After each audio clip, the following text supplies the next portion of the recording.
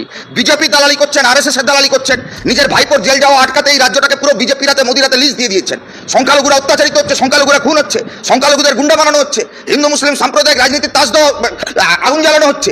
আমরা বামপন্থীরা রুটি রুজি রোজগারের দাবিতে ধর্মঘট ডাকলে পুলিশ দিয়ে পেটান, আর আজকে খেজুরিতে হিন্দু মুসলমানের বিভেদের রাজনীতিতে বিজেপির ধর্মঘট। এসডিপিও দিবাকর বাবু কাঁথির এসডিপিও বললেন যে আমাদের সঙ্গে বিজেপির মিউচুয়াল হয়ে গেছে, কোনো ঝামেলা হবে না। তার মানে কি?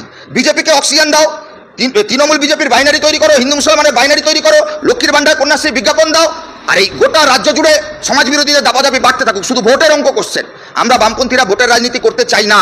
আমরা চাই বাংলা ভালো থাকুক, বাংলা বাঁচুক, আগামী প্রজন্মকে রক্ষা করতে হবে। আজকে এই ঝড় ঝঞ্ঝার বৃষ্টির প্রতিকূল আবহাওয়াতে হাজার হাজার যোগ্য শিক্ষক শিক্ষিকা যাদের পরিবার পরিজন সন্তান পিতামাতা অসুস্থ, তারা আজকে চোখের জল ফেলতে ফেলতে রাস্তায় নামছে। কি হতো যদি নবান্ন যেত? তারা কি নবান্নে বোম ব্লাস্ট করতো না গুলি চালাতো?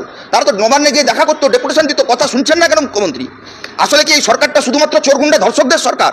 এই সরকার যোগ্যদের হকের কথা শুনবে না? আমরা বলছি এই চোখের জলের দাম এই সরকারকে দিতে হবে। রাজ্যের মানুষ প্রস্তুত হচ্ছে।